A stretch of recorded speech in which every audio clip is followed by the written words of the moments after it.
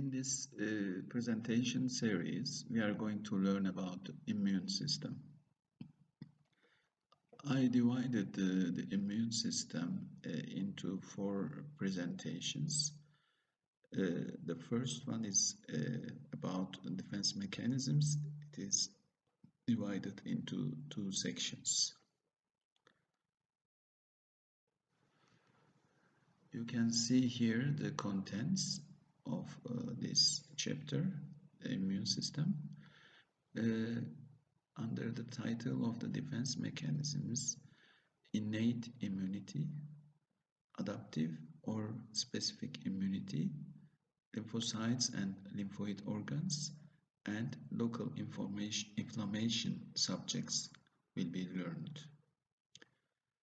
And in the next chapter, we are going to learn about the functions of B lymphocytes. You know, the B lymphocytes are responsible for humoral immunity, so they produce antibodies against microorganisms, especially bacteria. And the complement system, these are proteins helping the immune system to kill bacteria, to get rid of infections. And next chapter is related with the functions of T lymphocytes.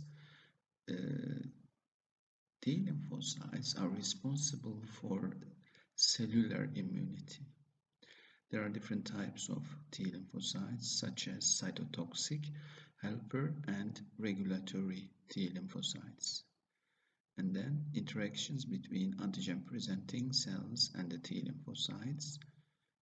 Antigen-presenting cells generally they are macrophages, but there are other cells also, such as B lymphocytes. Here, immune system contents continue. Active and passive immunity. Active immunity is having the disease or meeting the bacteria or virus causing the disease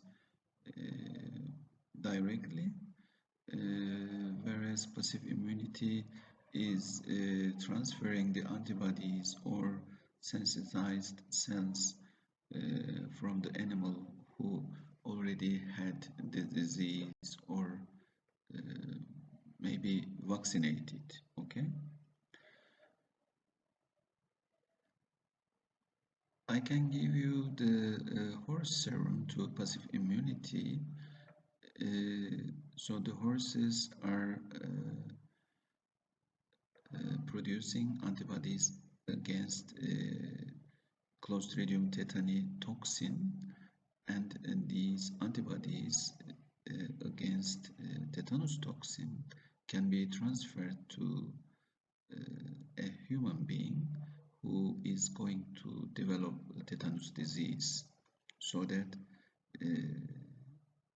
when there is no time to develop antibodies, there is no time for the vaccination, so it's possible that a disease can occur, so we can give quickly already developed antibodies by another animal or some way. In this case, in horses, horse serum is given to the humans, and then tetanus development is prevented in this way. Passive immunity is lasts short because the antibodies transferred will be metabolized and passive immunity will be over. Immunological tolerance is learned own tissues. Immune system learns the own tissues, recognizes the own tissues, and does not react, does not develop antibodies, or does not develop sensitized T cells which are going to destroy their own tissues. Generally, this happens in thymus gland during the development of immune system cells. Tumor immunology subject will be learned innate lymphoid cells and effects of aging and stress subjects will be learned here. Diseases caused by the immune system will be taught autoimmunity, immune complex diseases, and allergic situations such as asthma, bronchial.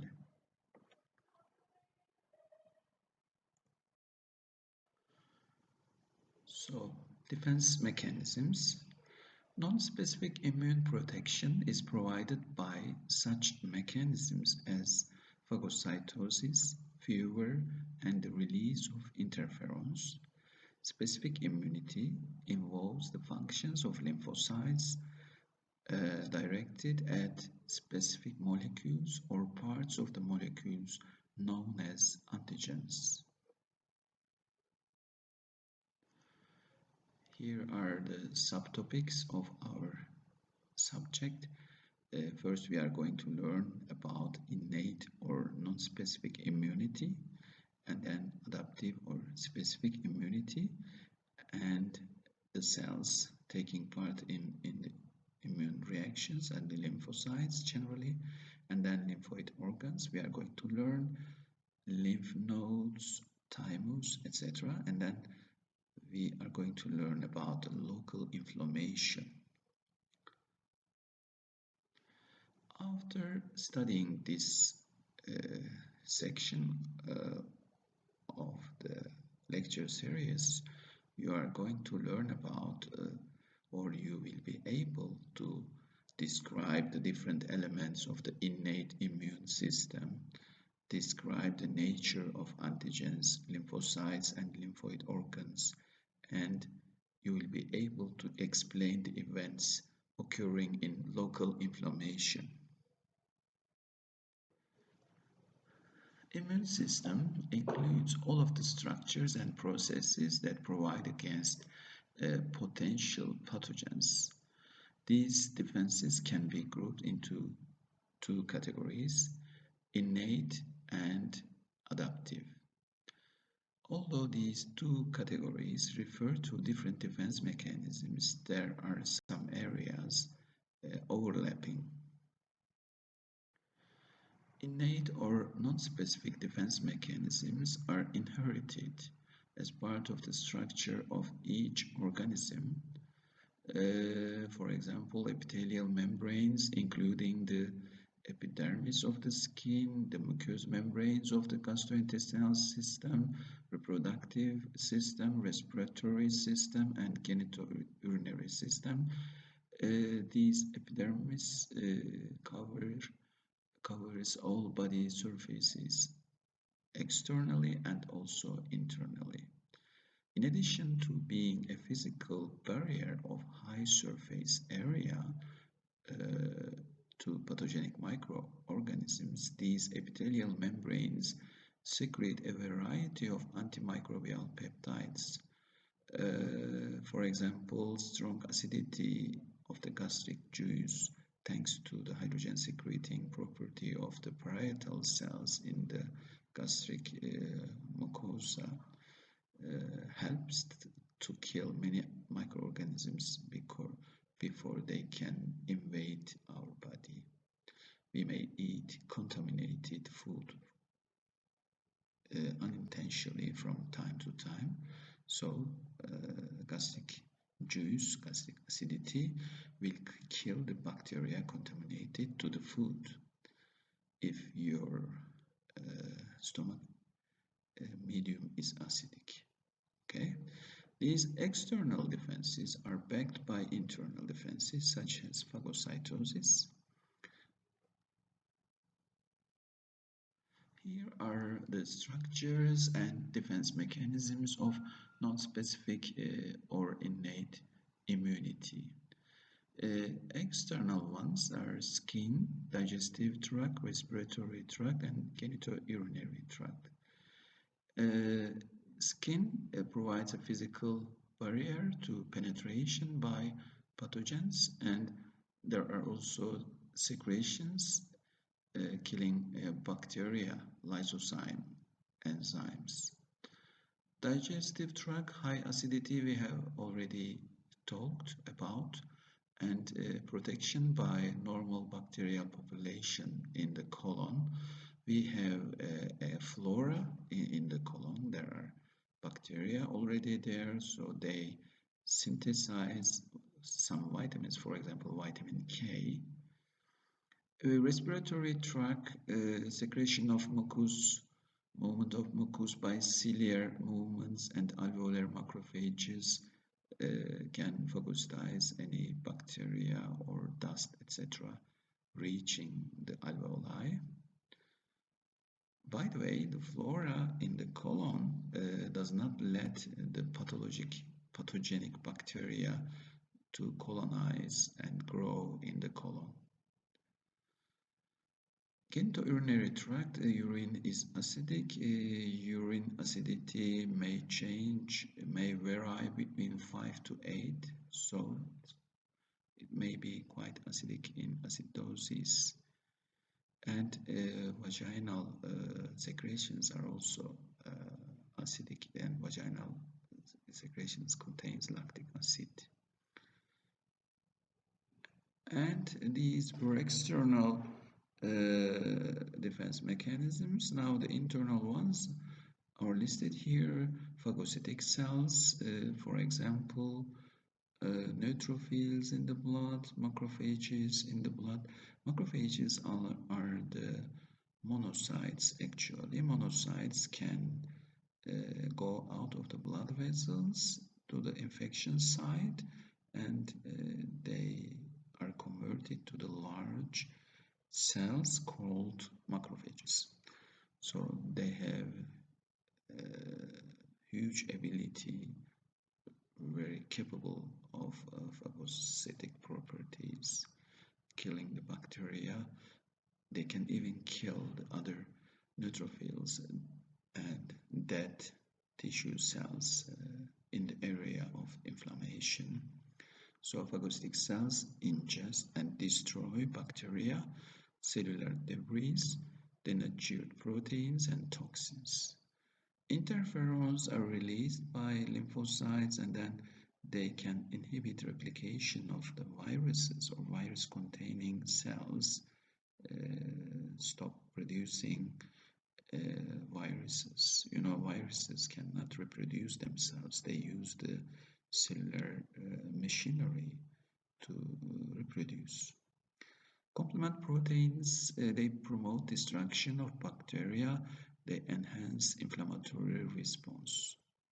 Endogenous pyrogen secreted by the leukocytes, and they increases the body temperature, and high body temperature helps to kill the bacteria, and body temperature is set to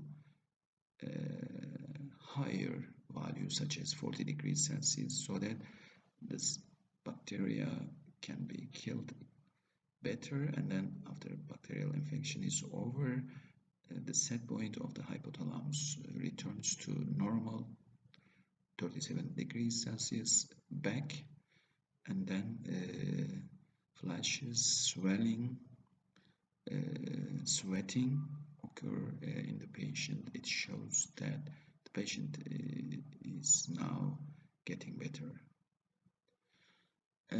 Natural killer cells, they destroy infected cells with viruses, tumor cells, and mismatched transplanted tissue cells as foreign cells, accepted as foreign cells. Mast cells, they release histamine and other mediators of inflammation, and cytokines promoting adaptive immunity. In addition to the innate defenses, each individual can acquire the ability to defend against specific pathogens by prior exposure to those pathogens. So this adaptive or specific immune response is a function of lymphocytes in the body. Immunological memory, where the ability of the lymphocytes to fight against infection is greatly improved by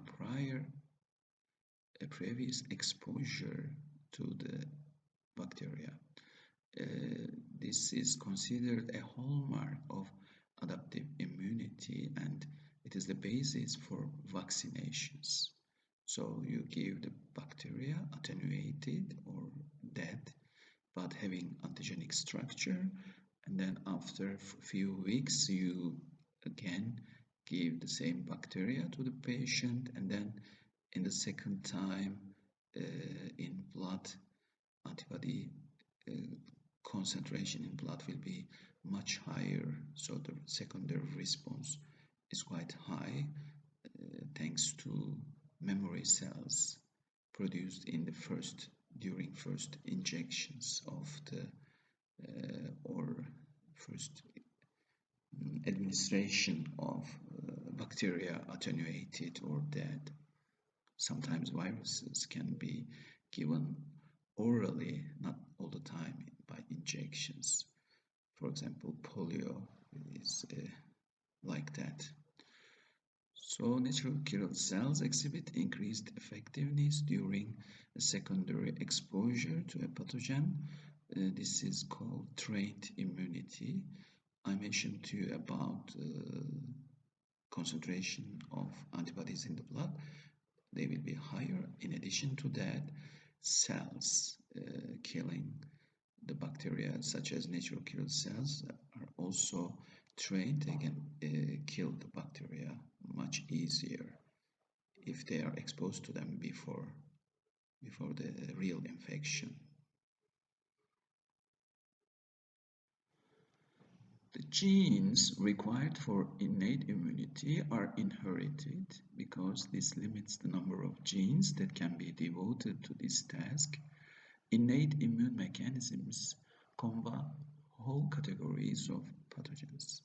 A category of bacteria called gram-negative bacteria, for example, can be recognized by the presence of particular molecules called lipopolysaccharides on their surfaces. In adaptive immunity, by contrast, specific features of pathogens are recognized. Enormous number of different genes are required for this task, so it is too large to be inherited. Instead, variation is produced by genetic changes in lymphocytes during the life of each person after birth. Innate immunity. Innate immunity includes both external and internal defenses. These defenses are always present in the body and represent the first line of defense against invasion by potential pathogens. Invading pathogens such as bacteria that have crossed epithelial barriers. Next, they enter the connective tissue under the skin. These invaders or chemicals called toxins secreted from these bacteria may enter blood or lymphatic capillaries and can be carried to other areas of the body. Innate immunological defenses are the first employed to counter the invasion and spread of infection. If these defenses are not sufficient to destroy the pathogens, lymphocytes may be recruited and their specific actions used to reinforce the non-specific immune defenses. Now the activation of innate immunity.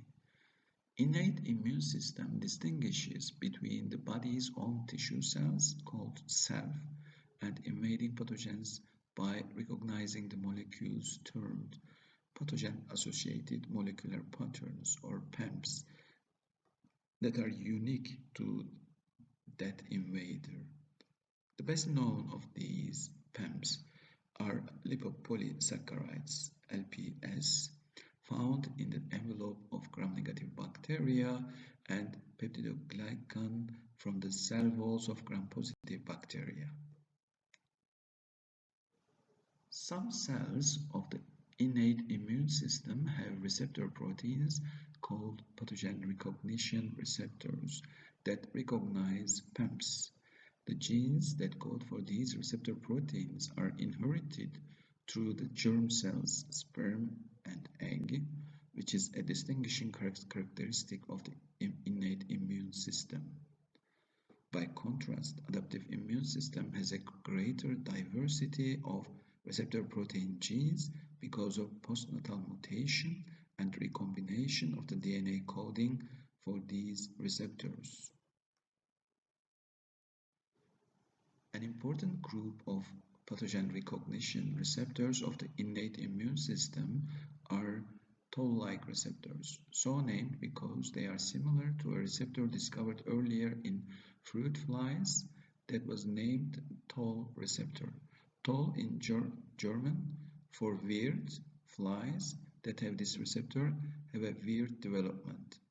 10 different toll-like receptors have currently been identified in humans, each specific for a different type of molecule that is characteristic of invading pathogens but not of human cells.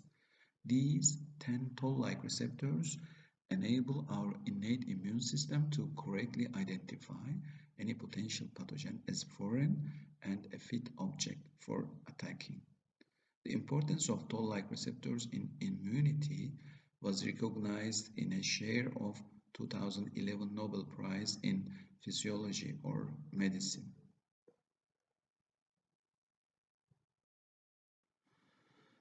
For example, exposure to lipopolysaccharides from bacteria stimulates one of the toll-like receptors on certain cells of the innate immune system termed dendritic cells and macrophages. These cells are stimulated to secrete chemokines, cell attractor molecules on the other word, which recruit other cells of the immune system, and cytokines, the cell growth and regulatory molecules, which promote various aspects of immune responses.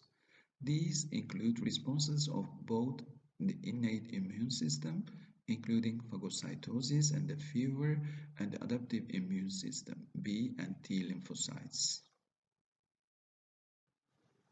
Another group of pathogen recognition receptors are called node-like receptors. These are located in the cytoplasm and are needed to recognize intracellular molecules derived from certain bacteria. Node-like receptors can then form inflammasomes. Inflammasomes are multimolecular protein complexes that activate the enzyme caspase and production of certain cytokines. This can lead to programmed cell death of the infected cells or apoptosis of the infected cells.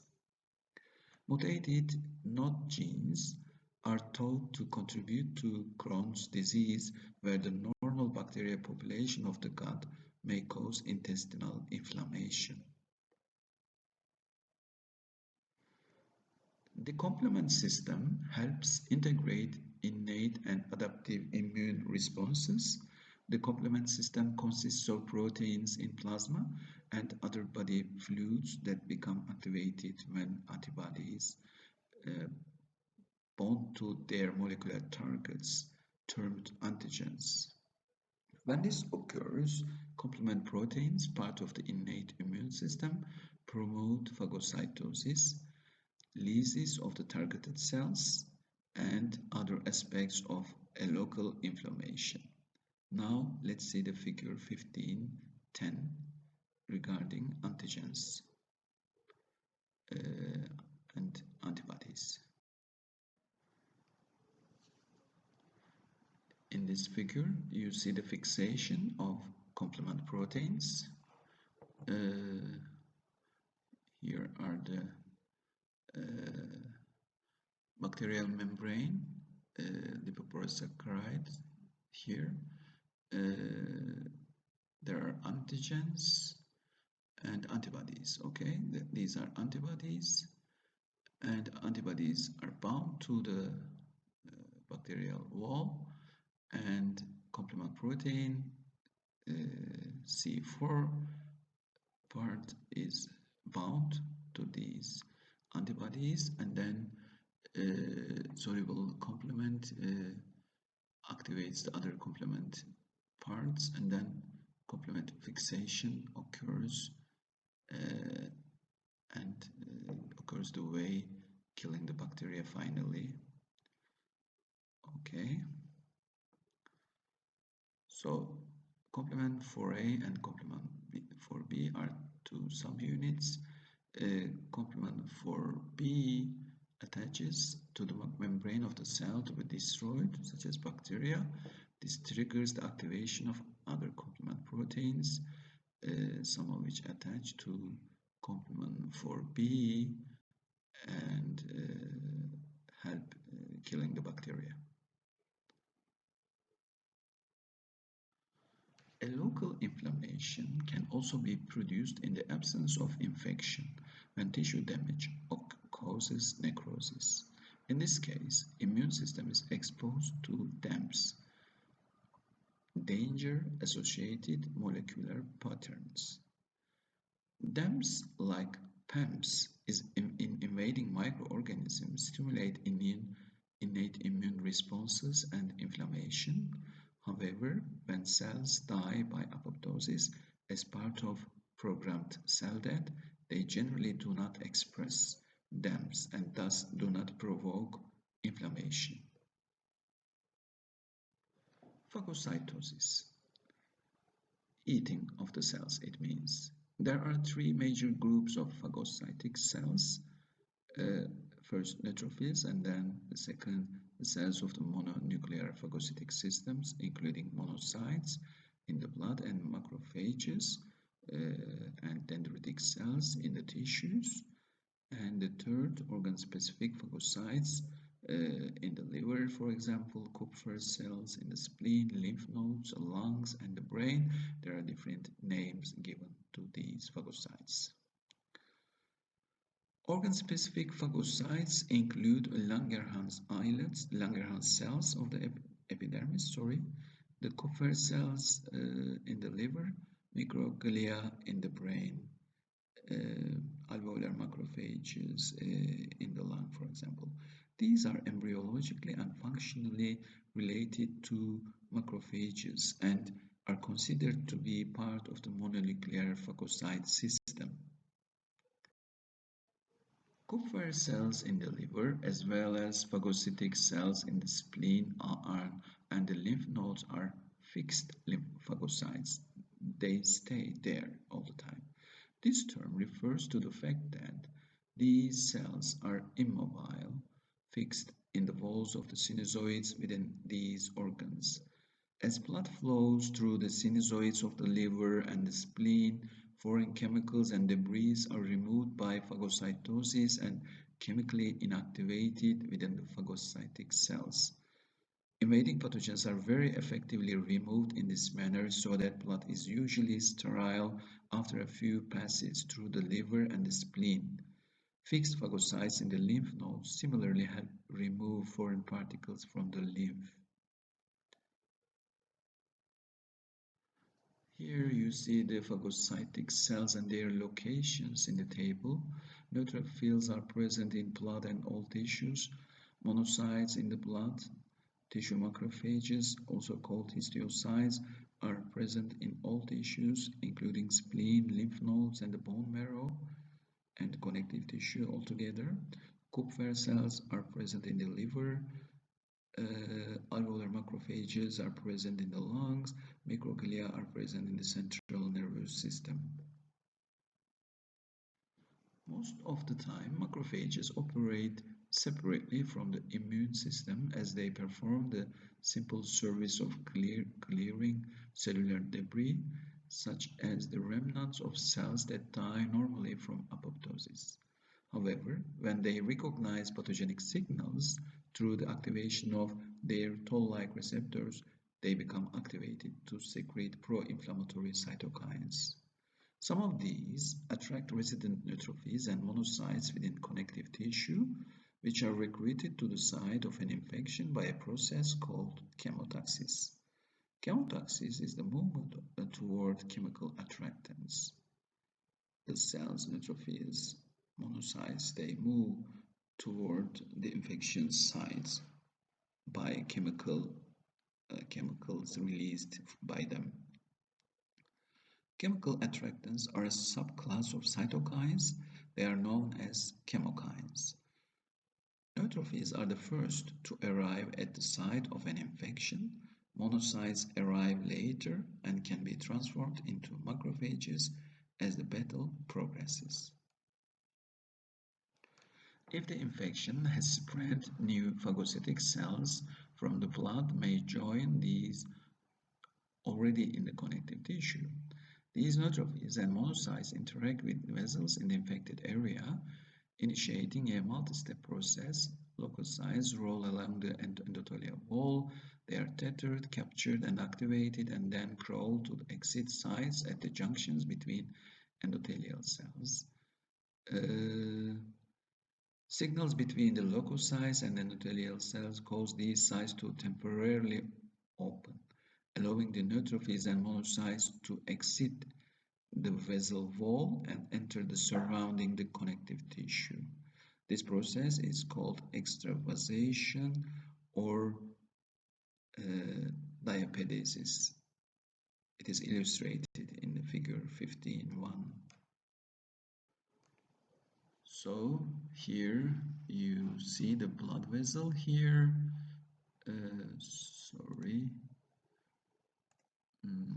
This is the blood vessel here, and there are neutrophils here, and as you see there is an infection here. They release some chemicals, chemokines, attracting the neutrophils and monocytes, macrophages to the infection site. So this is extravasation. The leukocytes can go out of the blood vessels. This is also called diapedesis. And then they reach the infection sites and then they kill the bacteria by phagocytizing them. So let's see what's written here. Stages involved in the migration of white blood cells from blood vessels into the tissues. Figure shows a neutrophil that goes through the stages of rolling, as you see here, capture, adhesion, touching the surface, and activation, and then extravasation or diapedesis through the blood vessel. This process is set in motion when the invading bacteria secrete certain chemicals which attract and activate the white blood cells. So the steps of extravasation require binding of particular molecules on the white blood cells, shown in yellow here, to receptor molecules shown in the green on the surface of endothelial cells. Unlike fluid movement out of vessels, which occurs across the walls of blood capillaries, as seen in figure 14.9, we are going to see it, leukocytes leave through the walls of postcapillary venules. These narrowest venules consist of only endothelial cells and surrounding supporting cells.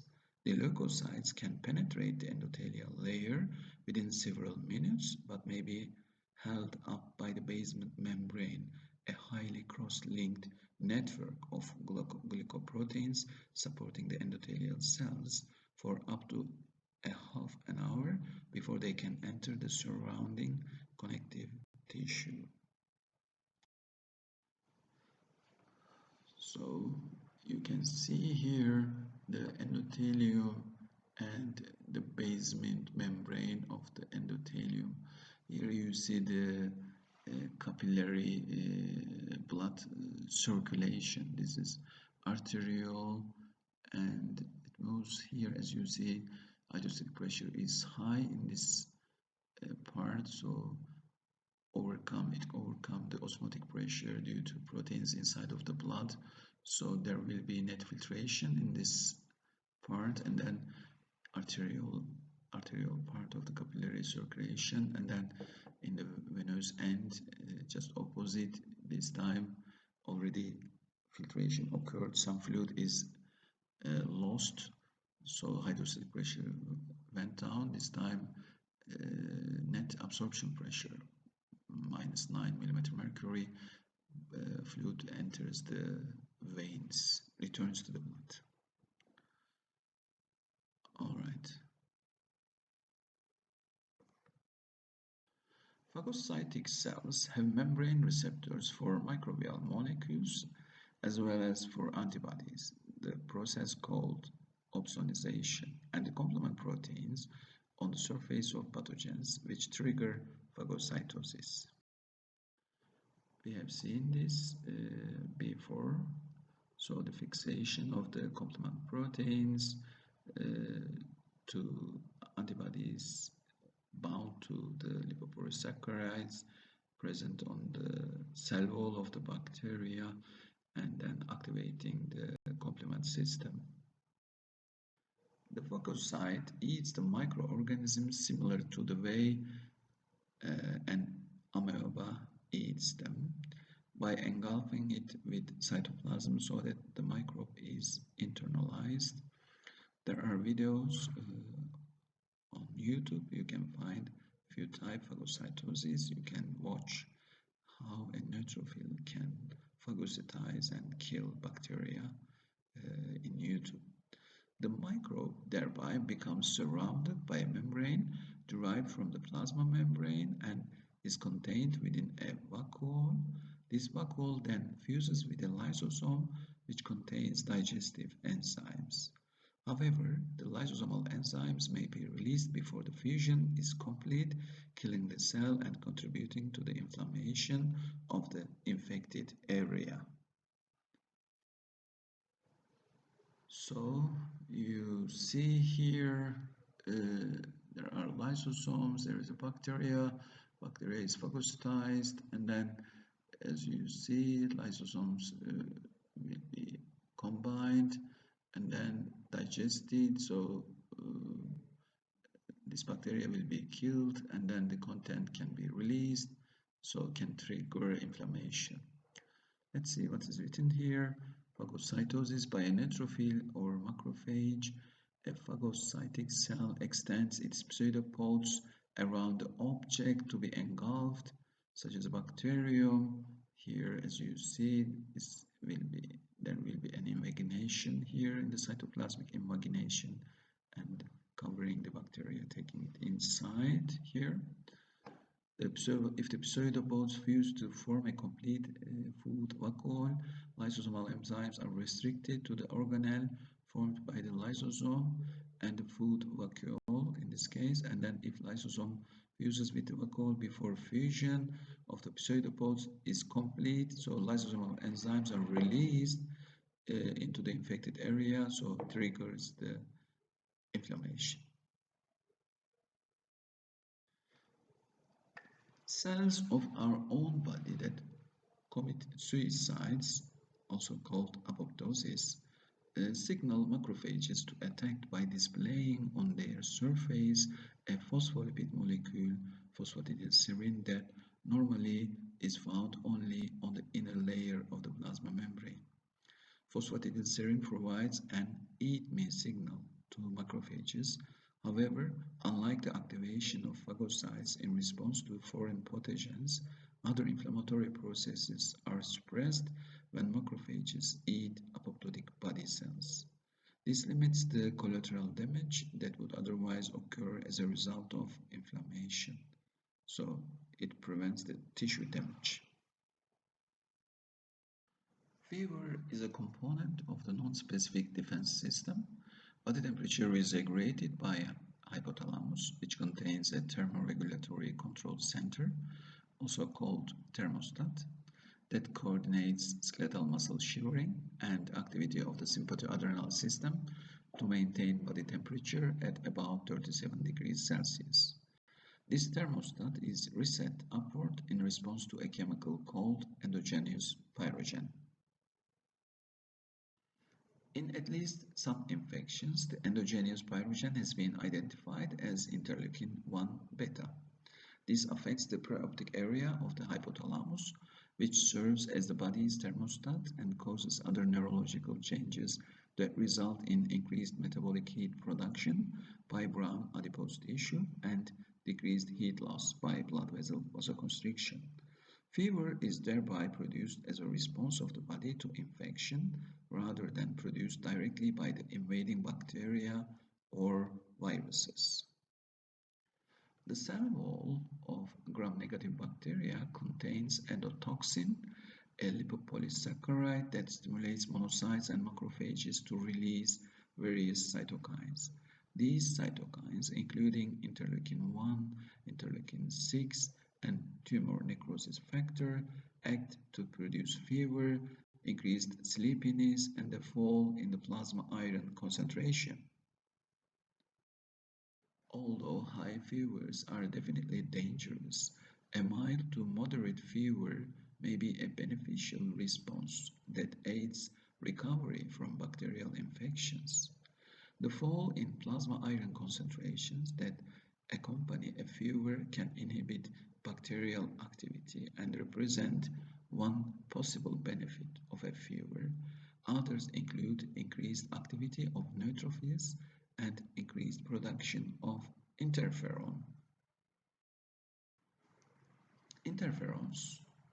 In 1957, researchers demonstrated that cells infected with a virus produced polypeptides that interfered with the ability of a second, unrelated strain of virus to infect other cells in the same culture.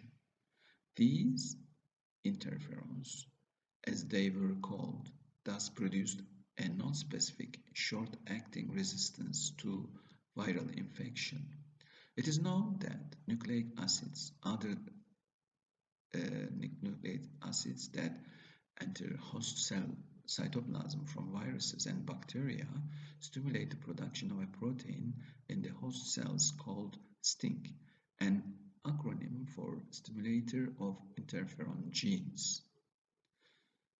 Stimulator of interferon genes, or STING, then stimulates the transcription of host cell genes, including those that code for interferons and pro-inflammatory cytokines required for innate immunity.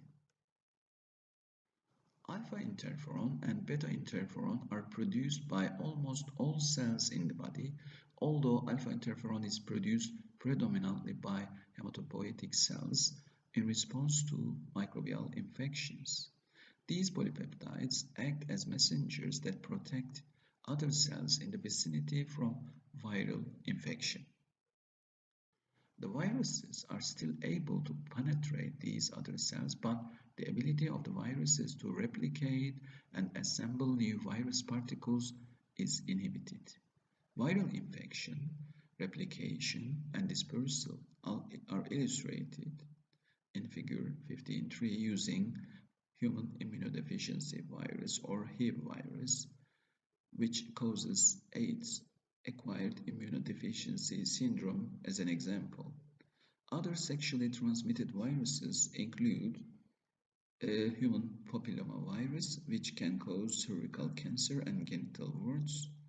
In women, herpes simplex virus, which causes genital herpes, and hepatitis B virus, transmitted by blood and also by sexual intercourse. In this figure, you see the life cycle of human immunodeficiency virus.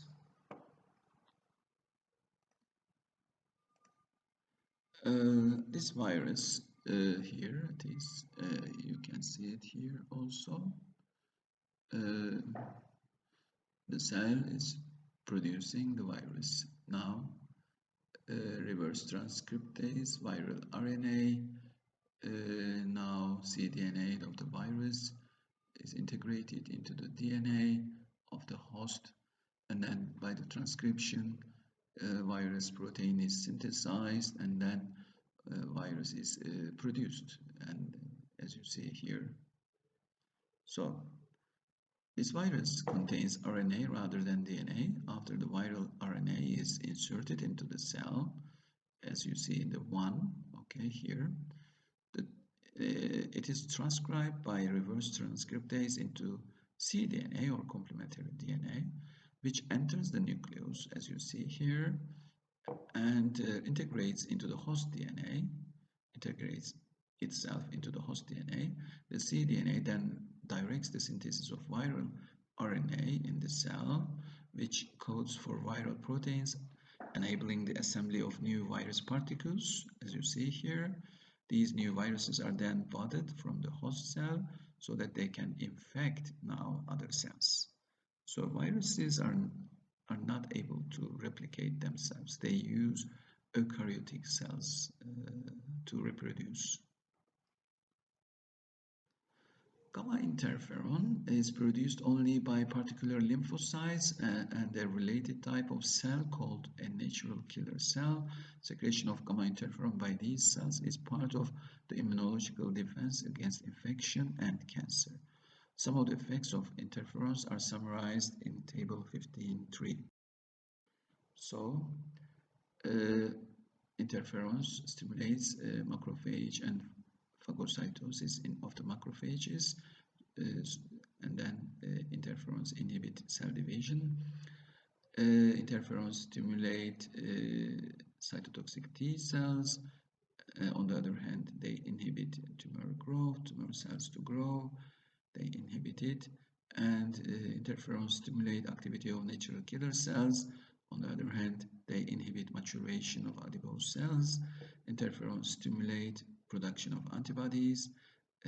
However, they inhibit maturation of erythrocytes. Food and Drug Administration has approved the use of interferons to treat a number of diseases. Alpha interferon, for example, is now being used to treat hepatitis B and C, hairy cell leukemia, virally induced genital warts, and Kaposi sarcoma. The FDA has also approved the use of beta interferon to treat relapsing remitting multiple sclerosis and use of gamma interferon to treat chronic granulomatous disease. Treatment of numerous forms of cancer with interferon is currently in various stages of clinical trials.